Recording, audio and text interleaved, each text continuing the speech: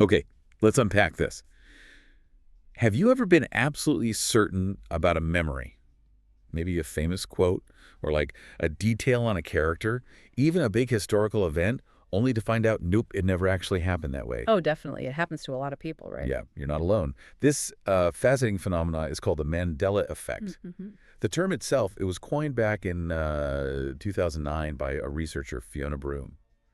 She realized just tons of people shared this false memory of Nelson Mandela dying in prison way back in the 1980s. Right, but he actually lived until 2013, became president of South Africa. Yeah. A completely different history than what people remembered. Exactly.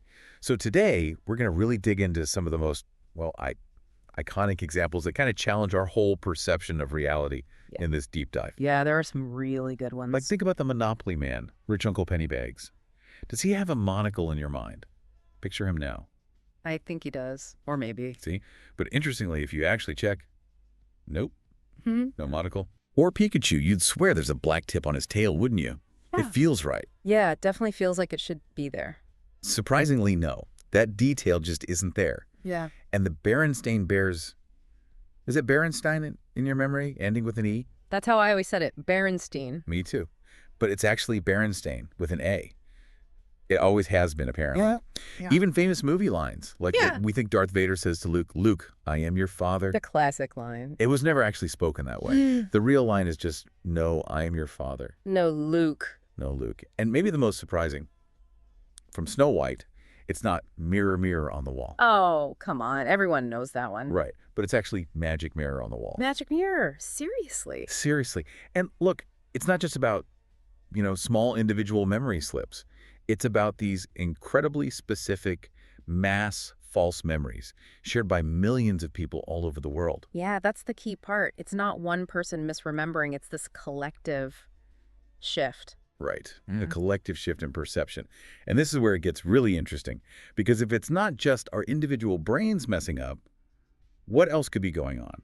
What are the wilder theories? Absolutely. And what's fascinating here is that, well, psychologists often attribute this to something called confabulation. Confabulation. Yeah, basically our brain's kind of filling in the gaps, maybe even inventing details sometimes, just to create a coherent story. It's more about making sense than perfect accuracy. Okay, that makes some sense for individuals. Right, but the sheer scale of the Mandela effect, it makes that explanation feel a bit incomplete to a lot of people. It raises this really important question.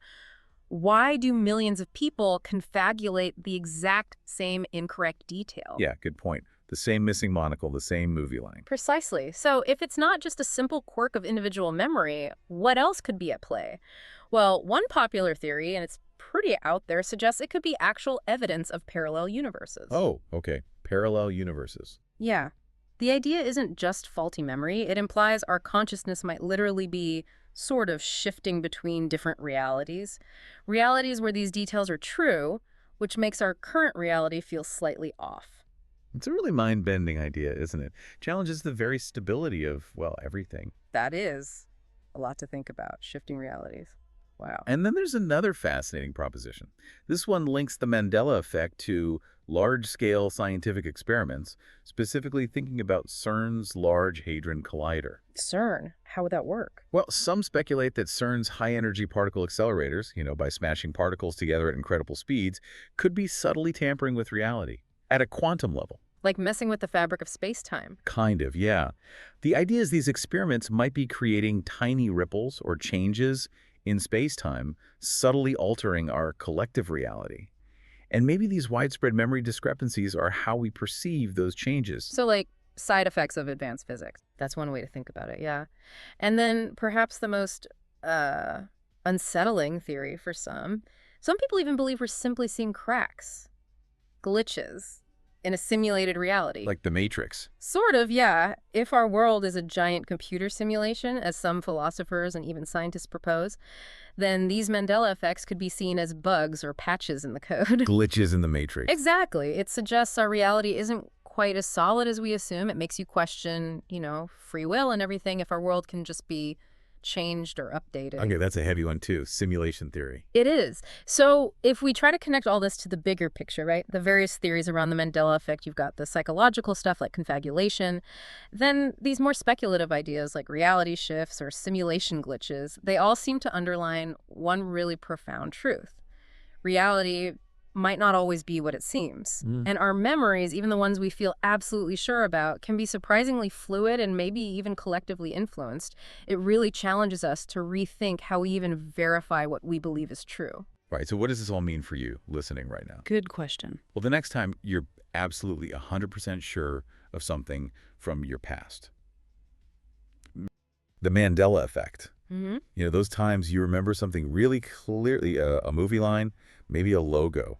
Absolutely. And then you find out, nope, it was never actually like that, at least not in this reality. Right. But we're not just looking at the memories themselves. The big question is, why does it feel like it's happening more now? And why are so many people sharing the same wrong memory? Well, the standard scientific take points to memory just being flawed. Our brains are amazing, sure, but they mess up. Okay. We misremember things, we get confused, maybe our own biases fill in gaps. Yeah. It leads to what scientists call false memory creation. There are plenty of studies showing you can sort of nudge someone into remembering something that didn't happen. Right. For one person, that makes sense. Our brains aren't perfect recorders. We forget stuff, mix things up. Exactly. But that's where the standard view kind of hits a wall. Because if it's just individual glitches, why are these exact same false memories shared by, potentially millions of people? Right. People who don't know each other, across different countries, different cultures. Precisely. It's not just one guy thinking Darth Vader said, "Luke, I am your father." Which he did. It's no, I am your father. Correct. But millions remember the Luke version. So if it's not just individual error, what else could possibly be going on? And that's where we dive deeper today. Yep. Past the simple bad memory idea and into some other, well, frankly, wilder theories trying to explain this. Okay, so theory one, timeline shifts. Timelines. If the idea here is that maybe reality isn't just one single track, it branches. Think parallel universes. And sometimes maybe these timelines bump into each other or sort of merge in places, like a cosmic merge conflict if you're into coding metaphors. A merge conflict for reality, wow. Yeah, and your consciousness, your mind, might accidentally keep data from both timelines. So you've slipped from timeline A to timeline B, let's say, but you still remember details from A. Details that just don't match timeline B anymore. Exactly. Your memory isn't wrong, it's just from somewhere else that's now gone or changed. That's a huge concept. How would we even know? And does, like, the internet and how fast information spreads now make us notice these things more? Or maybe even trigger them somehow? So that's a great question, actually. Food for thought. Which kind of leads into theory two. What if it's not timelines, but the whole thing's a simulation? Ah, the simulation hypothesis. Even people like Elon Musk have talked about this. Right. It's gained some traction even among physicists. And if we are in a simulation, then the Mandela effect could just be, well, a bug, a rendering error. Like a glitch in the Matrix. Pretty much, yeah. Glitches in our collective memory may be caused by updates to the code running our reality. Like a software patch for the universe. Yeah. Kind of. So a patch gets applied, but maybe some older references, some old code lingers. In our memories, maybe in old books or something. The system didn't fully clean up the old data. And maybe these patches are happening more often now, or they're bigger, making the glitches more obvious in our super connected age. It's possible. It's one way to think about why it seems more prevalent lately. Okay, so not timeline merges, not simulation glitches. What else is there? You mentioned a third idea, memory anchors. Yeah. Theory 3, memory anchors from alternate realities. This one's a bit newer. Right. It suggests your memories are real. They're perfectly accurate. Yeah. But they come from a reality you used to be in but aren't anymore. So I'm not misremembering. I'm just relocated. That's the gist. You're not wrong. You're just remembering a place, a reality you've shifted from. It implies your consciousness isn't just stuck in your physical brain here and now. It suggests maybe consciousness is more like part of a network, something that can echo across different dimensions or realities. Your wrong memory is actually an artifact from another valid version of your life. That fundamentally changes how you think about reality, or even yourself, doesn't it? Absolutely. It's a profound shift in perspective. So for you listening, if you've ever had that wait a minute, I swear it was like that moment. Hmm. You are definitely, definitely not alone.